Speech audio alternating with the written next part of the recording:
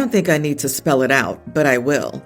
My 19-year-old sister is a hardcore evangelical. I was there until I got to university, but it didn't open her eyes at all. Everything is still black and white. She recently discovered that while abstinence is the only guaranteed effective birth control method, you actually have to practice it. She did not. And since all other forms of birth control are a sin, they didn't use any. Idiots. She came to my apartment to ask for help. To my apartment where, according to her, I was living in sin and fornicating. Both are accurate facts that I take pride in. I asked her if it was going to be a virgin birth. She screamed at me that I was being an idiot for mocking her beliefs. I said I was mocking her hypocrisy. It's ridiculous. She asked me to help her leave the state to get a medical procedure she's actively against. I told her that I would help her out. All she had to do was tell our parents why I had to take time off work and she had to take time off school. She said that they would disown her. That may be true, I don't know, but they didn't speak to me for a year after I moved in with my boyfriend. I wouldn't actually make her do this. I love her even though she's an idiot. I took her and we came back. She's okay physically, but not so much mentally. She is having a hard time reconciling what she did. I feel bad about rubbing her beliefs in her face before agreeing to help her. Am I the idiot because I told my sister that I wouldn't help her leave the state until she told our parents? Not the idiot. You were mocking her hypocrisy, not her beliefs. She can now experiment with what she wants to impose on others. You don't have to agree to support her dishonesty. That might go against your own beliefs. She sure as heck better start sticking up for you to your parents when they bash your lifestyle. Yep, your sister is a massive hypocrite. She's also living in sin and fornicating. What a nutcase. People like your sister disgust me. Absolutely devoid of empathy, willing to oppress the rights of others by shoving their own beliefs down the throats of others. But as soon as it happens to them, oh, woe is me. My situation is different. Letting her stew for a bit is fine if it wakes her up. I saw this firsthand with an employee. I'm liberal. She's a devout Catholic, was divorcing her husband, first no, and trying for full custody of her son. She was highly verbal about being conservative and how women should suffer the consequences of their bad behavior. This is a direct quote. It was the first time I had heard children referred to as consequences to suffer. She accidentally got pregnant by her very wealthy boyfriend and freaked out because that would mess up her push for custody.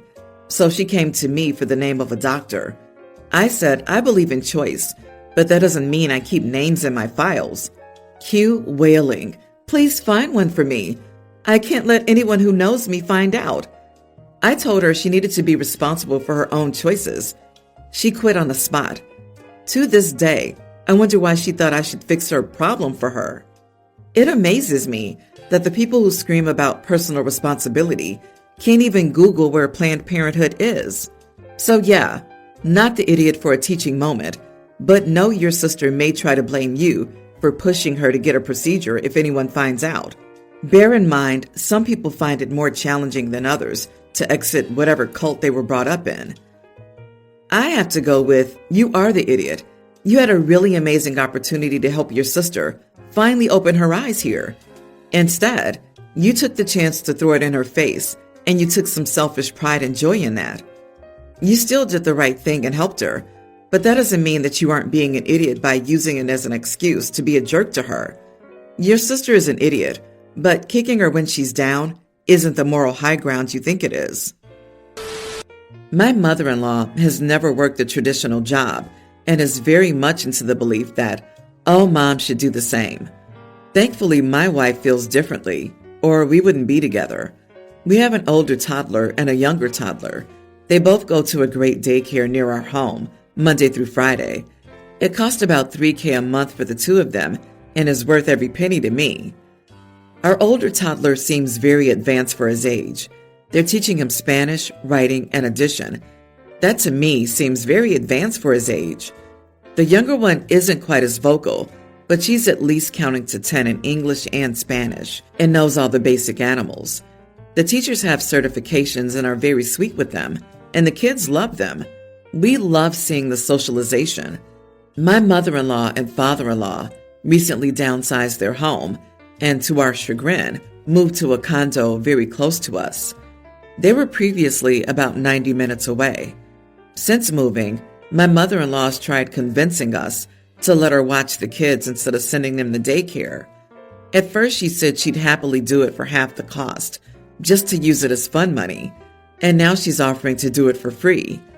Neither my wife nor I are interested in this, but my wife is worse at standing up to her and just tries to avoid the conflict.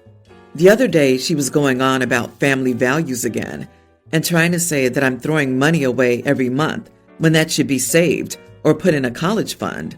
My wife told her we don't want this discussion again, and then mother-in-law said something to the effect of, "So you really think spending over 30 grand is worth your fancy daycare when you have family who will watch them?" I responded and said, "Yes, it's easily worth it. I can't think of a better investment, to be honest." Mother-in-law got cranky and left shortly after. I haven't talked to her directly since, but she's been complaining about me to my wife, who now says I was being too harsh. Was I being an idiot here? Not the idiot. Your wife is somewhat failing to sit her mother down and firmly tell her no, and to drop it, to not bring it up again. Also, her behavior demonstrates that if you allowed her to care for the kiddos, she would really start flexing her interfering ways, and it would be even more challenging to create healthy boundaries with her. OP, daycare offers a lot of things that staying at grandma's doesn't. Socialization is among the most important of those. You are fortunate enough to be able to do this for your kids. Don't give up all the advantages just because mother-in-law is bored. Some people have a script in their head of how things should be and get surprised when other people don't follow it. Your poor mother-in-law, you're screwing up her plans. She moved close to you for the sole purpose of getting her hands on those grandchildren, and you're foiling her attempt. Yes, I'm totally sarcastic here, but your wife's got to toughen up. I hope she doesn't go behind your back and pull them out of daycare and start having mom watch your kids. Ensure the daycare knows that grandma and grandpa are not allowed to pick the children up ever. Good luck. I hope your wife firms up her backbone. My dad is not my bio dad. He's raised me since I was 7 months old, though.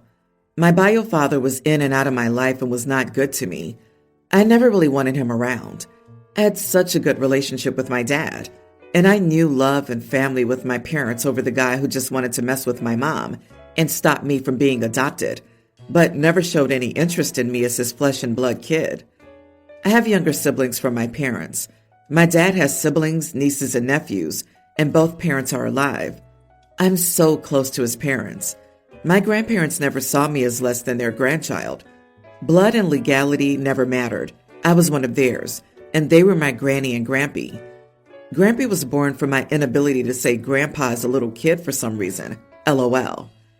I got married to my amazing wife, Kaylee, and my wife and I are now expecting a baby girl. Granny approached us and said that she wanted to clarify that if we wanted, and there was no pressure, we could consider using the family girl's name for our daughter. It's a name usually used in the middle name, but every few generations, it gets used as a first name and usually goes for the first granddaughter. My wife and I loved the idea, and we loved the name, so we decided to use it as a first name, which made Granny so happy, and my dad actually cried when he heard it. But the other members of my extended family were not pleased.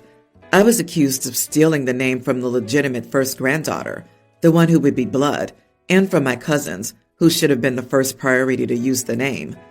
My grandparents and dad said my daughter and I are legitimate members of this family, and I stole nothing. Granny even said she offered it to me, but extended family said I should have the common sense and the compassion to understand I'm not an actual blood member of the family, and neither is my daughter. A fight broke out over this, and I know most of the extended family firmly blame me for agreeing to use the name. Am I the idiot? Not the idiot. Your grandmother offered you and your wife the name. For those who are saying you're not actual blood, what the heck does blood have to do with the name? Grandmother offered the name to you for a reason. She considers you to be family because you are family. The negative remarks from others just show you who they really are. Selfish people. I would just tell them to go ahead and use the name as well. It's not like the kids are going to interact much anyway, since they're not real family. Are they even expecting? Wild to reserve a family name for a kid that may never exist. Either way, having two cousins with the same name is normal. My boyfriend's family has like 20 Carmens. Right? My husband's family and the 3 generations of men, including his brother, all have the same first name. It's ridiculous, but who cares? Also, there's no such thing as stealing a name. There are 7 billion or something other people on the earth. Don't hurt your granny by turning down this precious gift she offered by listening to others' opinions. Hers is the only one that matters. It would disrespect her to turn it down, since you love the name. Screw the haters. I, 30 female, am married to my husband, 31. As much as I love him, he's extremely forgetful. The most of that forgetfulness being with little stuff, like forgetting his water bottle at home, or forgetting to close drawers or cabinets. Oh, this crap gets to me, indeed. And I don't really think it's carelessness, but he genuinely looks around and doesn't remember to do it. A couple of days ago, he started writing notes on the doors to make sure he closed them, but he still forgets to close some cabinets or drawers sometimes. And mark my words, once our kid, male toddler, is old enough to start kindergarten, he will forget to pick them up. Well, on Friday when he left for work, he left at least 2 drawers open and the microwave door open, and he forgot his drink and food. I was actually surprised by the food, since he never forgets it. I did drive to his job to give him his drink. Insert mental image of a 6-month pregnant trying to fit into a Q7. When I got there, he retrieved his stuff, and I asked him to give me $50 for my time and gas. It's not cheap. When he got home, he asked me if the whole pay thing would be a regular thing, and I told him he could always just remember his stuff. He just laughed and walked away, but he's not taking me seriously, and I'm asking here to see if I would be wrong if I did. Am I the idiot? If it cost you $50 in gas money to drive to him, and you manage finances separately, comping you the gas money isn't terrible. However, nickel and diming a partner is deeply crummy. Charging him for your time, though, and as a penalty, is a decidedly idiot move. This behavior is not normal, and it's much more likely that your husband has a cognitive issue. He's already leaving sticky notes everywhere to try and correct himself. Effort is not the problem here. Maybe look past your annoyance to consider your partner's health and well-being. You are the idiot. This guy sounds like me, and I have ADHD. I'm not saying it's not frustrating, and he should have it addressed. Still, it's also incredibly frustrating to notice the behavior in yourself and not know how to deal with it. So yes, you are the idiot, and you better hope you live a life of perfect health, never needing assistance from him, because someday, if you're getting older and require assistance going up a set of stairs, get ready for him to say, sure, $50. Your husband is trying. He's not doing this out of a general lack of care. He's taking steps to rectify the issue. You have zero faith in your husband. Genuinely, do you even like him? It sounds like your husband is concerned about his memory issues, while you're just angry and acting out of pettiness. Punishing him for a mistake when he's obviously trying is a crappy, surefire way to end up a single mom of 2. Good luck. I, 41 male, have 2 kids with my ex-wife, 42, a son, John, 22, and a daughter, Sally, 20. I'm remarried to my wife, 28. I'm very close with my kids. My son is engaged to Abby. She seems nice, but has been a bit pushy trying to create a relationship with my wife and me, though she's also awkward with her. Abby isn't close to her family. She told us many stories about why, and while some of her complaints don't seem awful, it's not my place to judge, and I didn't live it, so I can't know anyway. We've tried to be welcoming, but Abby is forced her way into some family traditions to which she wouldn't have been invited, and somewhere no one outside of a specific family would have. She's been calling Sally sis since they were only dating a few months, has an odd sister-mother-in-law thing she does with my wife, and the one I'm not a fan of wants me to be like a father to her. Not because we've clicked or anything. We're very different people. I'm not saying that in a bad way. I'm just saying it's not based on how we get along or anything. My kids and I have a tradition when they come over that they have a catch-up in my office or study before they leave, which is now even more important to them because while they both get along well with my wife, they don't want to have personal conversations around her yet. Abby asked if we could talk, and after I explained the tradition, John later requested that I do it, saying she'd never had a caring conversation with her dad. We compromised that I didn't include her in the tradition, but did join the two of them for coffee and let her talk. Then she started calling me Dad. They weren't even engaged yet. John pulled me aside and begged me to give her that, laid this whole thing on me about always being the dad she always wanted, right in front of her, and she just wanted that. Told me she cried watching Sally and me together. She still gives me random hugs. I'm a lucky dad. I didn't like it, but I did feel bad, so I gave her that. She wants me to walk her down the aisle and the father-daughter dance. I don't want to walk her down the aisle, and I walk with the cane, so dancing is hard. At my own wedding, I only danced twice. John is begging me to do one, preferably in the aisle. They came over on Sunday. John and I were talking, and I thought to address it when Abby walked in, without knocking, asking if he'd told me yet. I asked, what? John said he wanted me to say something about having a second daughter now in my speech, and how I loved her. I just looked at him. She asked if I'd do the walk and dance for Sally. I said, of course. She yelled that she was my daughter too, and I said it would never be the same. Sally was my actual daughter.